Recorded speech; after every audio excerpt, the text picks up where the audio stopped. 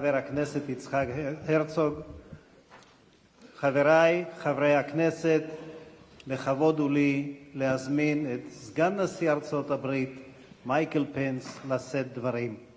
It's my true honor to invite Vice President of the United States, Mr. Michael Pence, to deliver his address. Please.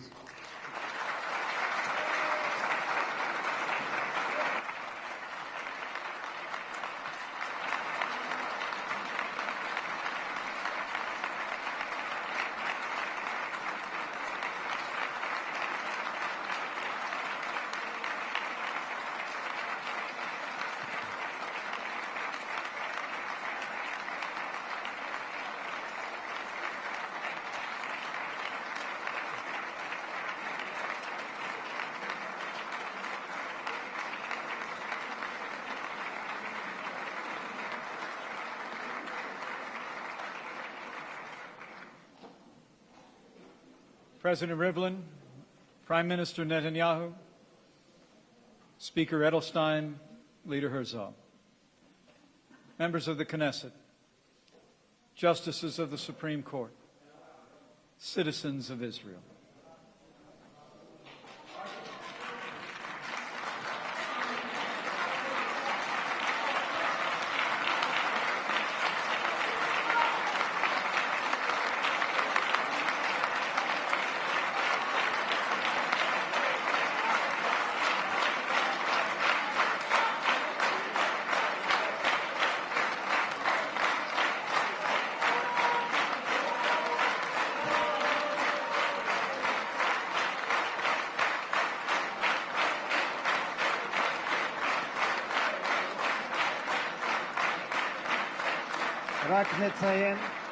רק נציין לפרוטוקול שכל חברי הרשימה המשותפת מורחקים עד סוף הישיבה היום.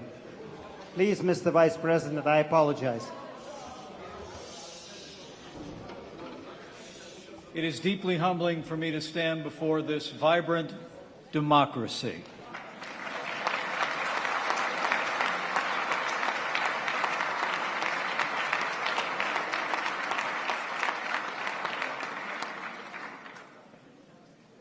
To have the great honor to address this Knesset, the first Vice President of the United States to be afforded that privilege.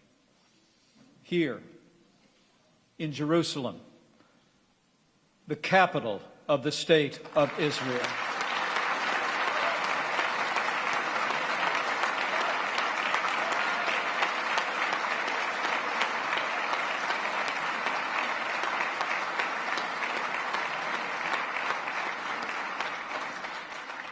And I bring greetings from a leader who has done more to bring our two countries closer together than any president in the past 70 years.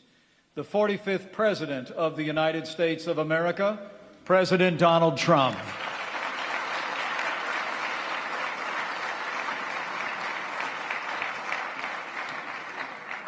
Thanks to the President's leadership, the alliance between our two countries has never been stronger. And the friendship between our peoples has never been deeper. And I am here to convey a simple message from the heart of the American people. America stands with Israel.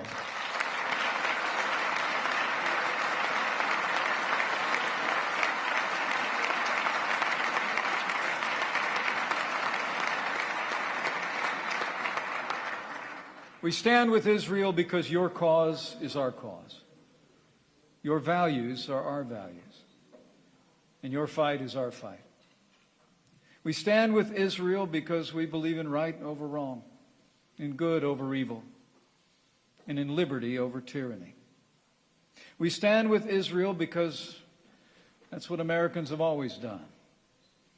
And so has it been since my country's earliest days. During his historic visit to Jerusalem, President Trump declared that the bond between us, in his words, is woven together in the hearts of our people. And the people of the United States have always held a special affection and admiration for the people of the book. In the story of the Jews, we've always seen the story of America.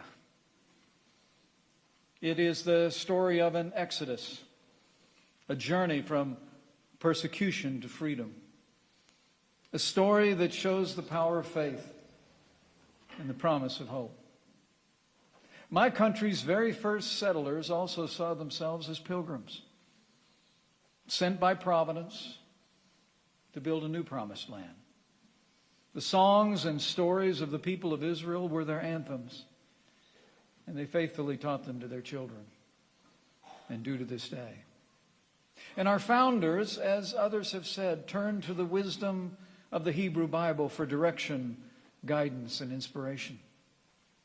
America's first president, George Washington, wrote with favor to the children of the stock of Abraham. Our second president, John Adams, declared that the Jews, in his words, have done more to civilize man than any other nation. And your story inspired my forebears to create what our 16th president called a new birth of freedom.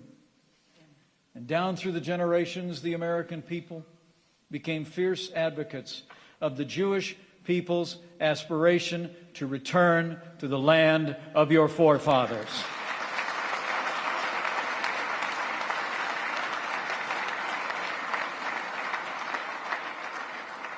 To claim your own new birth of freedom in your beloved homeland. The Jewish people held fast to a promise through all the ages, written so long ago, that even if you'd been banished to the most distant land under the heavens, from there he would gather and bring you back to the land which your fathers possessed. Through a 2,000-year exile, the longest of any people anywhere, through conquests and expulsions, inquisitions, and pogroms, the Jewish people held on to this promise. And they held on to it through the longest and darkest of nights. A night Elie Wiesel proclaimed 7 times sealed. A night that transformed the small faces of children into smoke under a silent sky. A night that consumed the faith of so many. It challenges the faith of so many still. And tomorrow, when I stand with my wife at Yad Vashem to honor the 6 million Jewish martyrs of the Holocaust, we will marvel at the faith and resilience of your people, who just 3 years after walking beneath the shadow of death rose up from the ashes to resurrect yourselves, to reclaim a Jewish future, and to rebuild the Jewish state.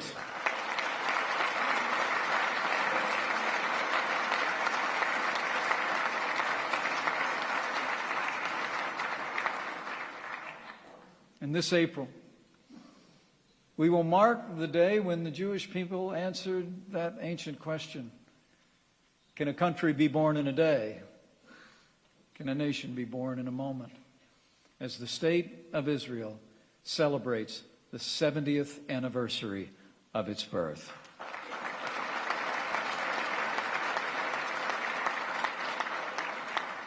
As you prepare to commemorate this historic milestone, I say, along with the good people of Israel, here and around the world, Shehekianu, Viki Amanu, Vihig Iyanu, Lazman Hazeh.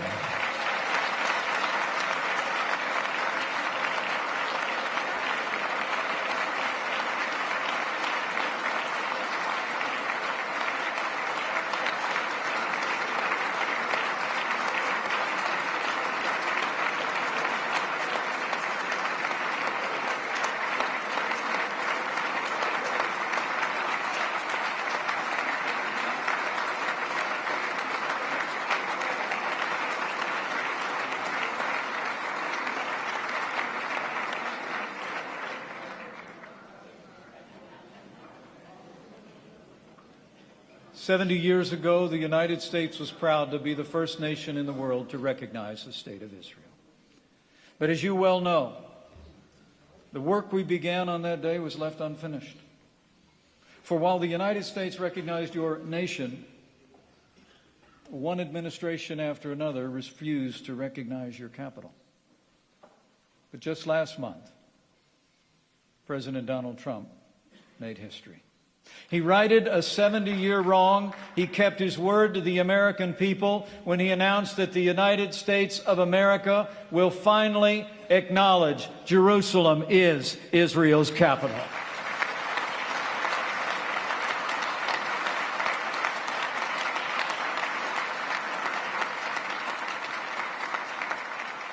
The Jewish people's unbreakable bond to this sacred city reaches back more than 3,000 years. It was here in Jerusalem on Mount Moriah that Abraham offered his son, Isaac, and was credited with righteousness for his faith in God. It was here in Jerusalem that King David consecrated the capital of the Kingdom of Israel. And since its rebirth, the modern state of Israel has called this city the seat of its government. Jerusalem is Israel's capital. And as such, President Trump has directed the State Department to immediately begin preparations to move the United States Embassy from Tel Aviv to Jerusalem.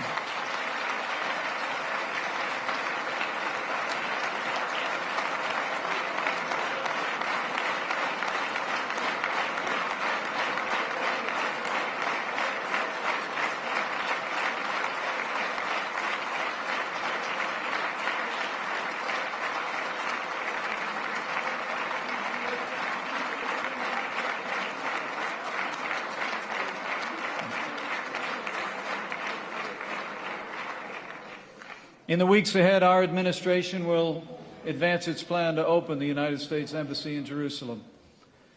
And that United States Embassy will open before the end of next year.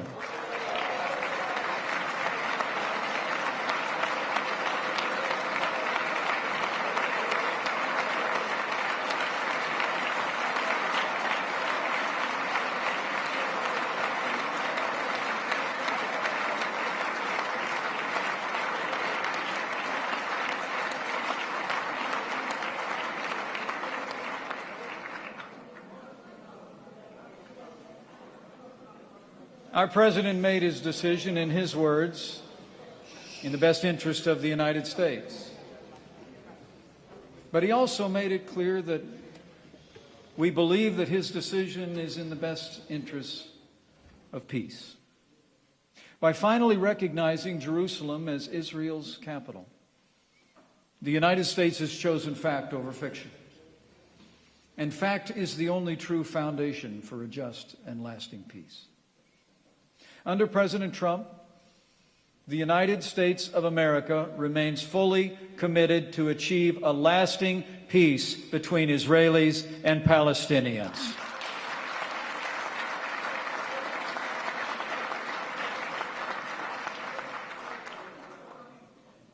In announcing his decision on Jerusalem, the President also called, in his words, on all parties to maintain the status quo at Jerusalem's holy sites, including the Temple Mount, also known as the Haram al-Sharif.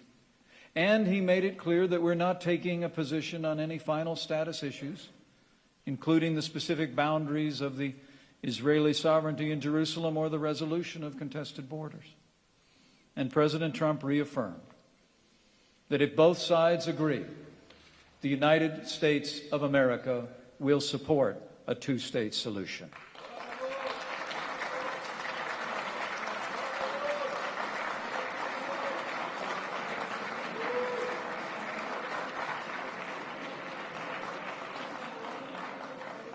Now, we know Israelis want peace. And we know that Israelis need no lectures on the price of war. The people of Israel know the terrible price all too well. Your Prime Minister knows that price. He himself was nearly killed in battle. And his beloved brother Yoni was killed while courageously leading the Entebbe hostage rescue 41 years ago. And you who know the price of war know best what the blessings of peace can bring to you, to your children, and future generations.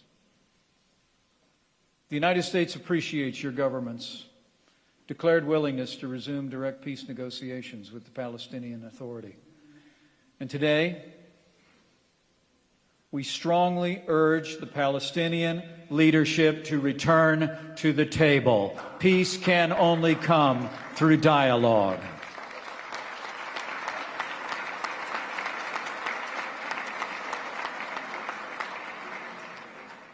Now, we recognize that peace will require compromise. But you can be confident in this. The United States of America will never compromise the safety and security of the State of Israel.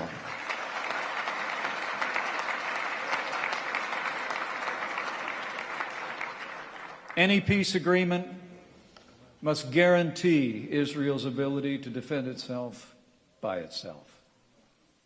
Now, there are those who believe that the world can't change, that we're destined to engage in endless violence, that age-old conflicts can't be resolved, and that hope itself is an illusion. But my friends, President Trump doesn't believe it. I don't believe it, and neither do you.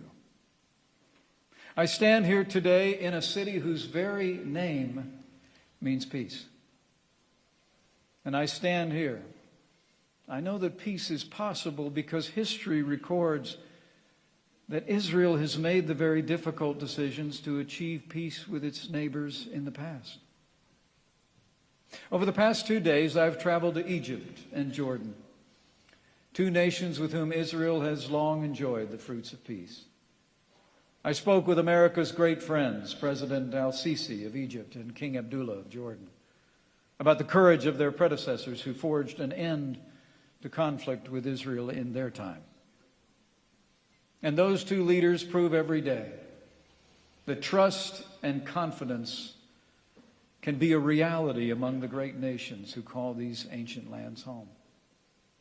In my time with those leaders and with your Prime Minister, we discussed the remarkable transformation that is taking place across the Middle East today and the need to forge a new era of cooperation in our day and age. The winds of change can already be witnessed across the Middle East.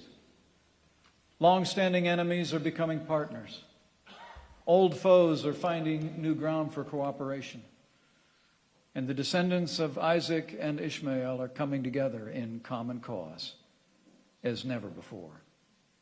Last year in Saudi Arabia, President Trump addressed an unprecedented gathering of leaders from more than 50 nations at the Arab Islamic American Summit. He challenged the people of this region to work ever closer together, to recognize shared opportunities and to confront shared challenges. And the president urged all who call the Middle East their home to, in his words, meet history's great test and conquer extremism and vanquish the forces of terrorism together.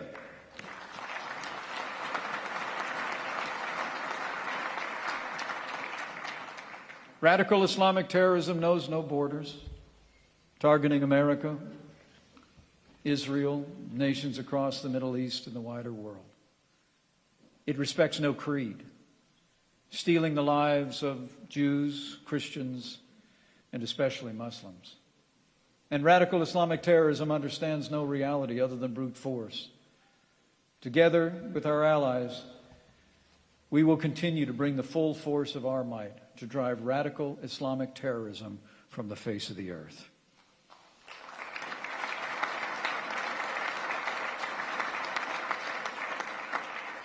I'm pleased to report that thanks to the courage of our armed forces and our allies at this very moment, ISIS is on the run. Their capital has fallen, their so-called caliphate has crumbled, and you can be assured we will not rest, we will not relent until we hunt down and destroy ISIS at its source so it can no longer threaten our people, our allies, or our way of life. Now, the United States and Israel have long stood together to confront the terrible evil of terrorism, and so we will continue. And across the Middle East, Arab leaders have responded as well to the President's call with unprecedented action to root out radicalism and prove the emptiness of its apocalyptic promises. As President Trump made clear in Saudi Arabia, we will continue to stand with our allies and stand up to our enemies. We will work with all of our partners to starve, in his words, terrorists of their territory, their funding, and the false allure of their craven ideology. We will also support faith leaders in this region and across the world as they teach their disciples to practice love, not hate. And we will also help persecuted peoples who've suffered so much at the hands of ISIS and other terrorist groups. To this end, the United States has redirected funding from ineffective relief efforts, and for the first time, we're providing direct support to Christian and other religious minorities as they rebuild their communities after years of repression and war.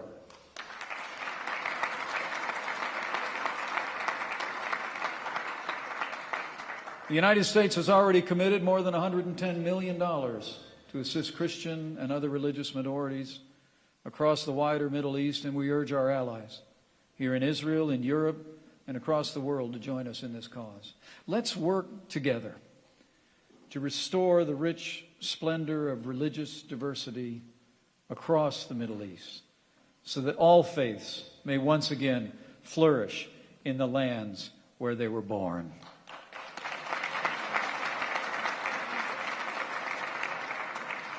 As we work to defeat the scourge of terrorism and give aid to those who have suffered at its hands, we must also be resolved and vigilant to prevent old adversaries from gaining any new ground. To that end, the United States will continue to work with Israel and with nations across the world to confront the leading state sponsor of terror, the Islamic Republic of Iran.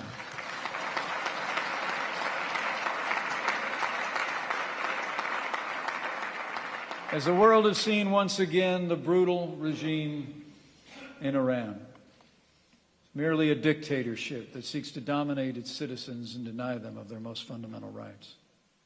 History has proven those who dominate their own people rarely stop there, and increasingly we see Iran seeking to dominate the wider Arab world. That dangerous regime sows chaos across the region. Last year alone, even as its citizens cried out for help with basic necessities, Iran devoted more than $4 billion to malign activities in Syria, Lebanon, and elsewhere across the region. It has supported terrorist groups that even now sit on Israel's doorstep. And worst of all, the Iranian regime has pursued a clandestine nuclear program, and at this very hour, it's developing advanced ballistic missiles. 2.5 years ago, the previous administration in America signed a deal with Iran that merely delays the day when that regime can acquire a nuclear weapon. The Iran nuclear deal is a disaster, and the United States of America will no longer certify this ill-conceived agreement.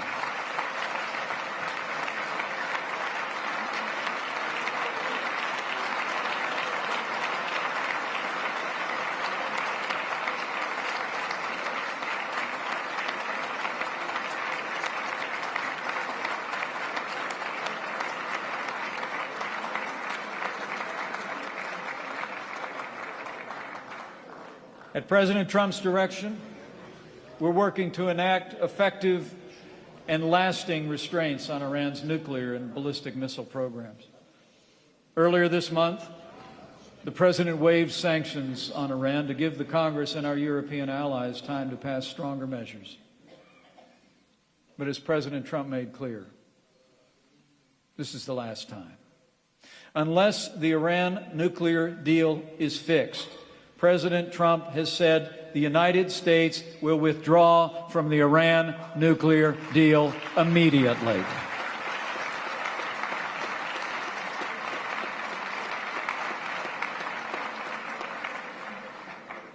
Whatever the outcome of those negotiations today, I have a solemn promise to Israel, to all the Middle East, and to the world. The United States of America will never allow Iran to acquire a nuclear weapon.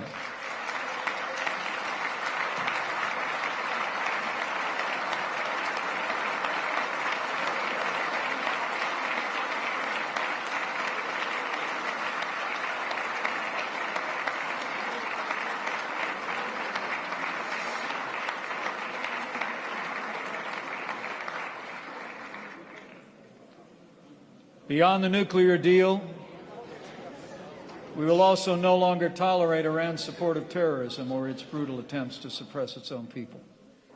Last year, our administration more than tripled the number of sanctions targeting Iran and its leaders, and just this month, the United States issued tough new sanctions on Iran. But I have another message today. A better message from the people of America to the proud and great people of Iran. We are your friends. And the day is coming when you will be free from the evil regime that suffocates your dreams and buries your hopes.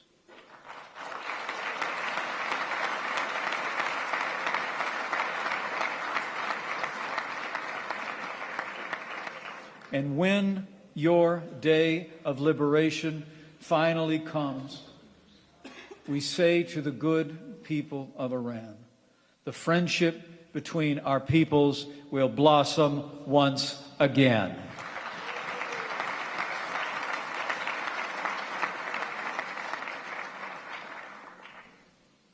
While at times it may seem hard to see, those who call the Middle East their home have more that unites them than divides them.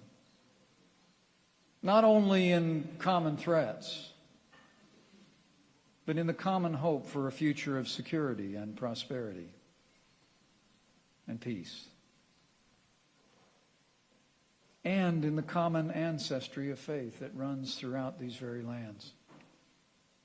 Nearly 4,000 years ago, a man left his home in Ur the Chaldeans to travel here to Israel. He ruled no empire. He wore no crown. He commanded no armies. He performed no miracles. Delivered no prophecies. Yet to him was promised descendants as numerous as the stars of the sky. Today, Jews, Christians, and Muslims, more than half the population of the earth, and nearly all the people of the Middle East, claim Abraham as their forefather in faith. Only steps from here in the old city of Jerusalem, we see the followers of these three great religions in constant contact with one another. And we see each faith come to life in new and renewed ways every day. At the Church of the Holy Sepulchre, we see a Christian child receiving the gift of grace in baptism. At the Western Wall, we see a young Jewish boy being bar mitzvahed. And at the Haram al-Sharif, we see young Muslims, heads bowed in prayer. In Jerusalem, we see all this and more. And so today, as I stand in Abraham's promised land, I believe that all who cherish freedom and seek a brighter future should cast their eyes here to this place and marvel at what they behold. How unlikely was Israel's birth? How more unlikely has been her survival? And how confounding and against the odds has been her thriving. You've turned the desert into a garden, scarcity into plenty, sickness into health, and you turned hope into a future. Israel is like a tree that has grown deep roots in the soil of your forefathers, yet as it grows, it reaches ever closer to the heavens. And today and every day, the Jewish state of Israel and all the Jewish people bear witness to God's faithfulness, as well as your own. It was the faith of the Jewish people that gathered the scattered fragments of a people and made them whole again. That took the language of the Bible and the landscape of the Psalms and made them live again. And it was faith that rebuilt the ruins of Jerusalem and made them strong again. The miracle of Israel is an inspiration to the world. And the United States of America is proud to stand with Israel and her people as allies and cherished friends.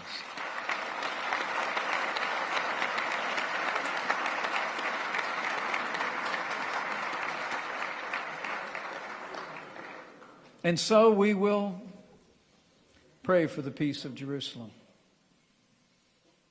That those who love you be secure, that there be peace within your walls and security in your citadels. And we will work and strive for that brighter future where everyone who calls this ancient land their home shall sit under their vine and fig tree, and none shall make them afraid. With an unshakable bond between our people and our shared commitment to freedom, I say from my heart, may God bless the Jewish people. May God bless the state of Israel and all who call these lands their home.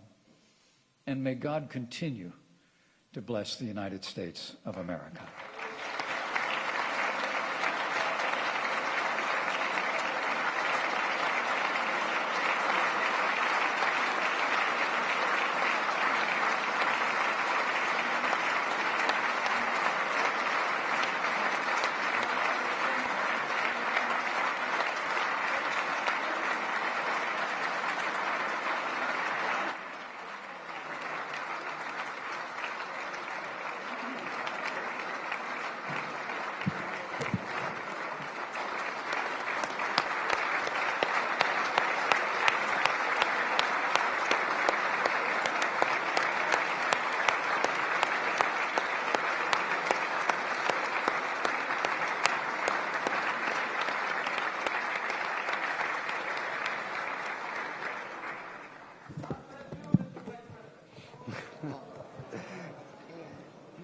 גברתי מזכירת הכנסת.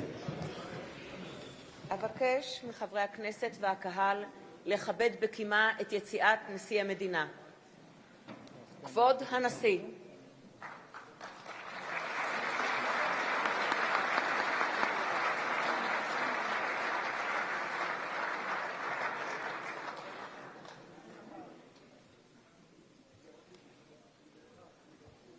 הישארו במקומותיכם ואנחנו נכבד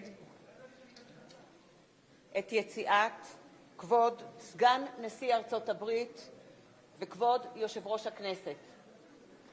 Thank